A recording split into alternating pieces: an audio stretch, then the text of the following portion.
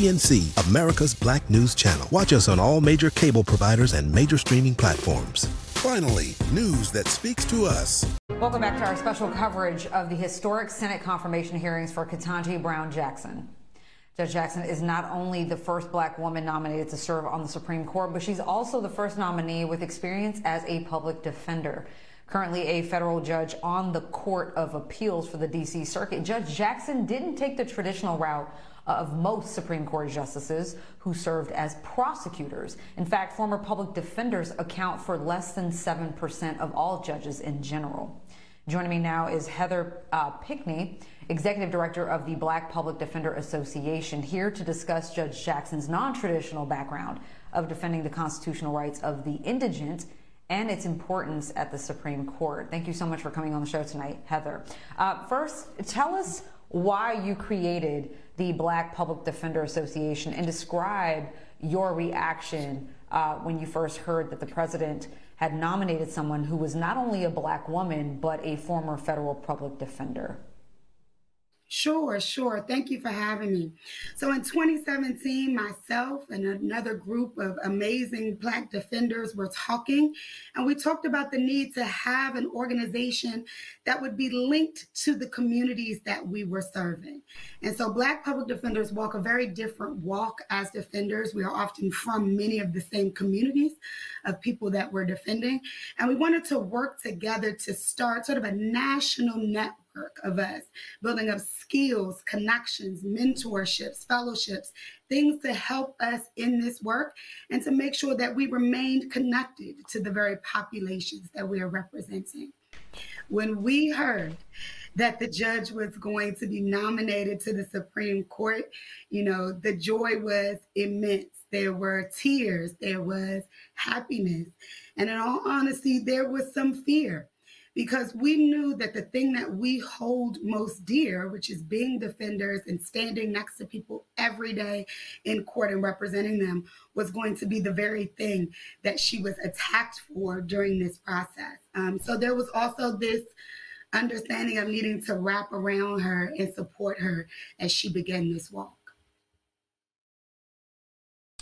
Heather, of the 115 justices who have served on the high court, there have only been 2 black men and 1 Latina woman.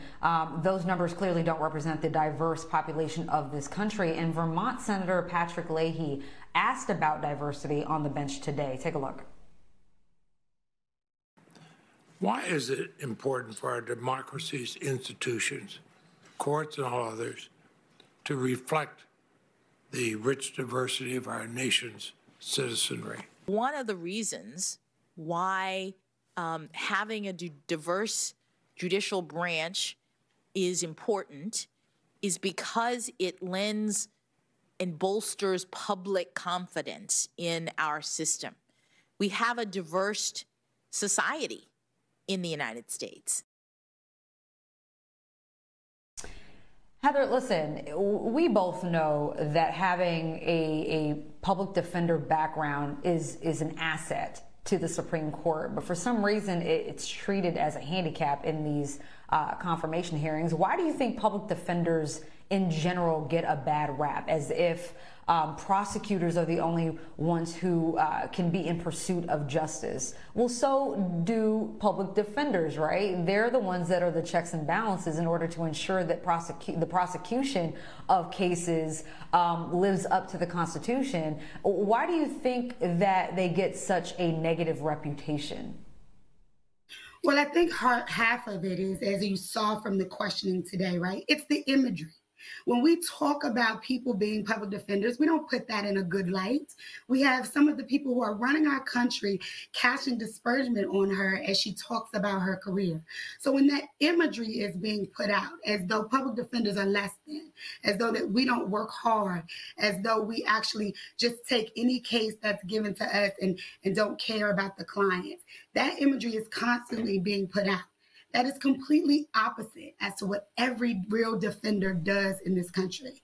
Defenders are the frontline triage for many that come into this criminal legal system. What they do in addition to being lawyers is are advocates. They are often social workers. They are often brothers and sisters to the people who are going through the struggle. And so until we change that imagery, until this idea that the only way you can get to these high seats is by going to a prosecutor's office and prosecuting people are changed, and we have the conversation that there is value in representing people who have been marginalized in this society, that imagery will continue. We know, though, how great she is. We know what it took for her to take on that job. And so we know and give her the respect that she deserves for everything that she's done. And what do you say about people who believe that public defenders, criminal defense attorneys, are sympathetic to criminals, that they are trying to skirt around the laws, don't respect the laws, that they're trying to release criminals into the streets? What do you say to that? Because that's what essentially they're implying here in these confirmation hearings, that Judge Jackson is sympathetic to child sex abuse offenders, that she's soft on crime. And I believe in part because of her public defender background. Public defenders are not soft on crime. What public defenders are the people that get in the way of those who choose to arbitrarily use the crimes and things against people. Just last week, we celebrated Gideon versus Wainwright. It was the idea from the constitutional point that everyone deserved zealous representation, and that's what that case stood for. These same people who are now questioning her, who tell a lot of their values and beliefs in this belief of the Constitution, seem to have forgotten that the core value of having a public defender came from that same group of constitutional rules that were put together in interpretation. So anyone who feels that public defenders are just here to promote crime, to support crime, really has no idea and understanding of the Constitution and the fact that the rights that should be afforded to all of us are what public defenders do and fight for every day. Heather Pinckney, Executive Director of the Black Public Defender Association, thank you so much for sharing your time and insight with us tonight. I appreciate you.